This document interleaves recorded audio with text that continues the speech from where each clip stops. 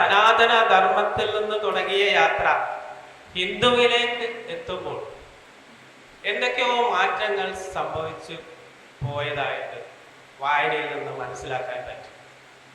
അപ്പോൾ നമ്മൾ ഇന്ന് കാണപ്പെടുന്ന ഹിന്ദു, ഒരു വെസ്റ്റേൺ പേരിൽ അറിയപ്പെടുന്ന ഹിന്ദു ധർമ്മവും സനാതന ധർമ്മത്തിനും ഇടയിൽ നഷ്ടമായത് എന്താണ്? അതുപോലെ തന്നെ നമ്മൾ നോളജ് ആൻഡ് വിസ്ഡം എന്ന് പറഞ്ഞ രണ്ട് കൺസെപ്റ്റ് നമുക്കുണ്ട്. അറിവിലൂടെ ആത്മജ്ഞാനത്തിലേക്ക്.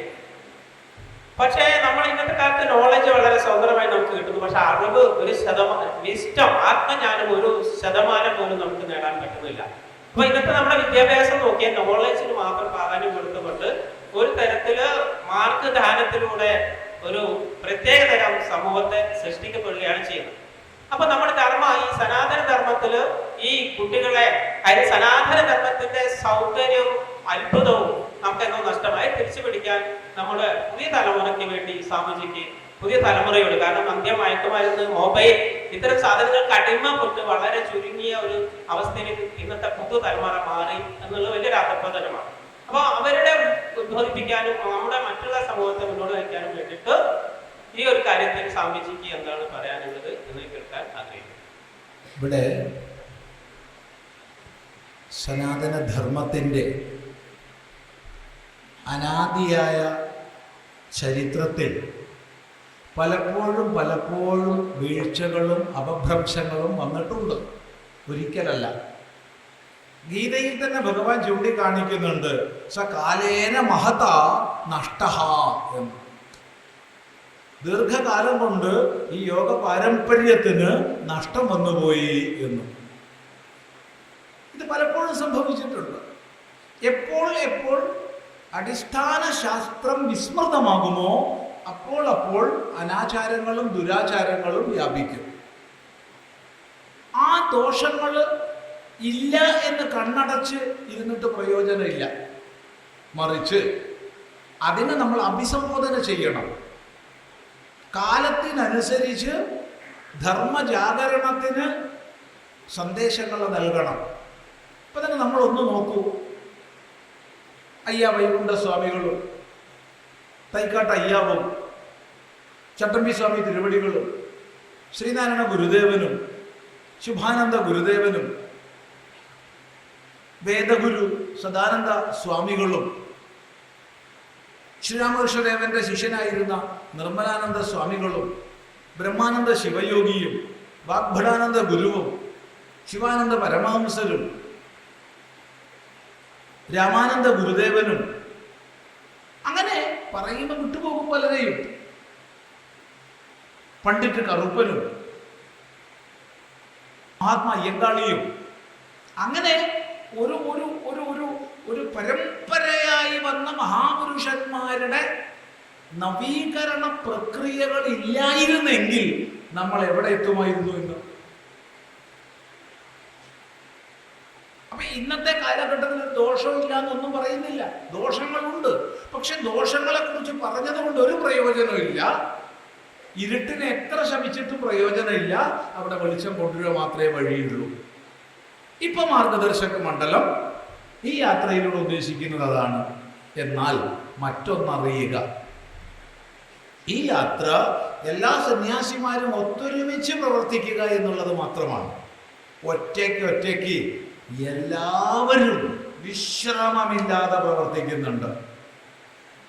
ഈ വേദിയിലായാലും സദസ്സിലായാലും ഇരിക്കുന്ന സന്യാസി ശ്രേഷ്ഠന്മാര്, അതുപോലെ ഇവിടെ വേദം, യോഗം തുടങ്ങിയവ പഠിപ്പിക്കുന്ന ആചാര്യന്മാര്, തന്ത്രം, പൂജ തുടങ്ങിയവ പഠിപ്പിക്കുന്ന ആചാര്യന്മാര് ധാരാളം പേരുണ്ട്. ഇവിടെ അങ്ങോട്ട് നോക്കുമ്പോൾ ഒരു നിമിഷം വിശ്രമമില്ലാണ്ട് പ്രവർത്തിക്കുന്നവരാണ്. ഒരു നിമിഷം വിശ്രമമില്ല. ആ പ്രവർത്തനത്തിന്റെ ഫലമാണ് ഇന്നത്തെ ജാഗരണം. ആ പ്രവർത്തനം മുന്നോട്ട് ചെയ്തുകൊണ്ടേ പോകണം.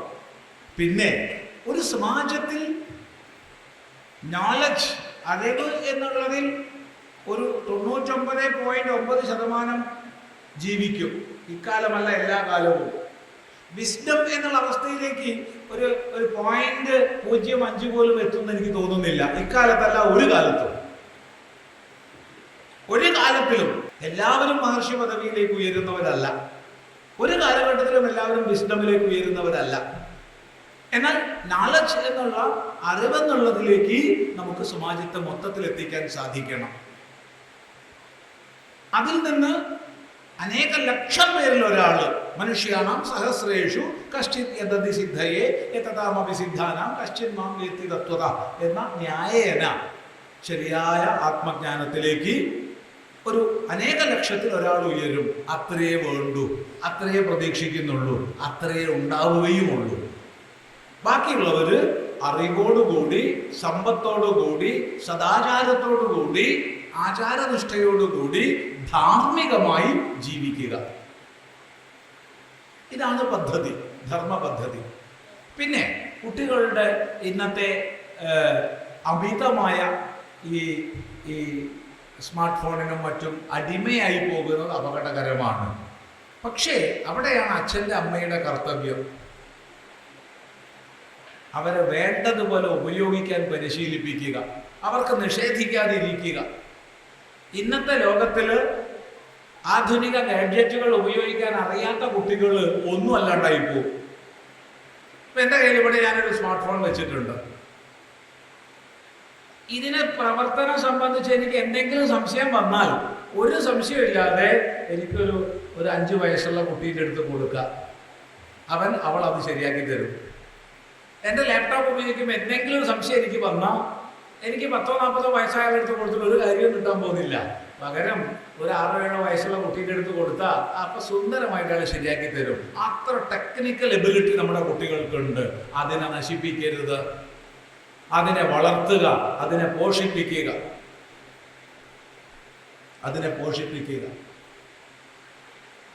ഒരു 10 വയസ്സുള്ള ഒരു കുട്ടി, 10 വയസ്സുള്ള കുട്ടി, ആ കുട്ടിയുടെ അമ്മ ജോലിക്ക് പോയി കഴിഞ്ഞാൽ ഉടനെ സ്മാർട്ട് ഫോണിൽ ഒരു തെറ്റായ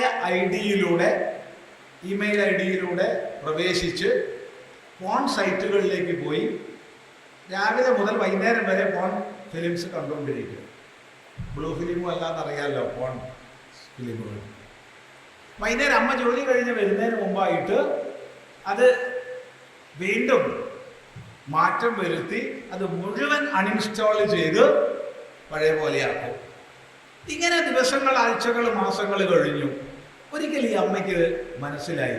ഈ അമ്മ എന്നോട് പറഞ്ഞു, ഞാൻ പറഞ്ഞു കുഞ്ഞിനെ വഴക്ക് പറയരുത്, ഒന്നും ചെയ്യരുത്, ഒന്ന് കുഞ്ഞിനെയും കൊണ്ട് ആശ്രമത്തിൽ വരൂ. കുഞ്ഞിനെയും കൊണ്ട് ആശ്രമത്തിൽ വന്നു, കാര്യങ്ങളൊക്കെ പറഞ്ഞു. ഞാൻ പറഞ്ഞു മിടുക്ക, നിന്റെ കഴിവെത്രയാ? 10 വയസ്സായപ്പോൾ തന്നെ ഇങ്ങനെയൊക്കെ ചെയ്യാൻ കഴിവ് നിനക്കുണ്ടെങ്കിൽ നീ ഒരു 18 വയസ്സൊക്കെ ആകുമ്പോഴത്തേക്ക് ഗൂഗിളോ മൈക്രോസോഫ്റ്റോ ഒക്കെ നിന്നെ പോക്കിക്കൊണ്ടുപോകും.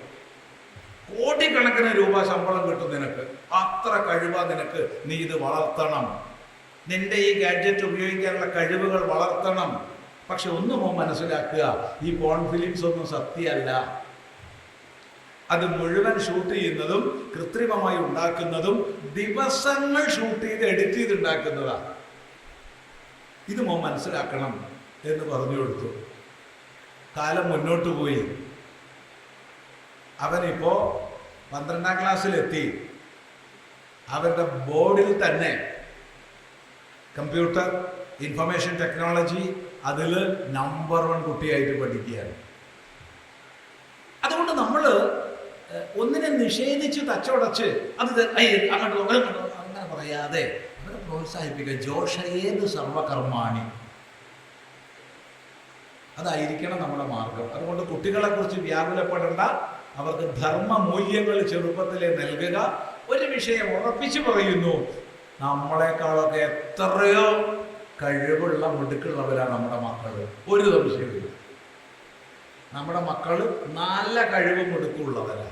അവർക്ക് ധാർമ്മിക ബോധം നൽകിയാൽ മാത്രം മതി എന്നാണ് അഭിപ്രായം.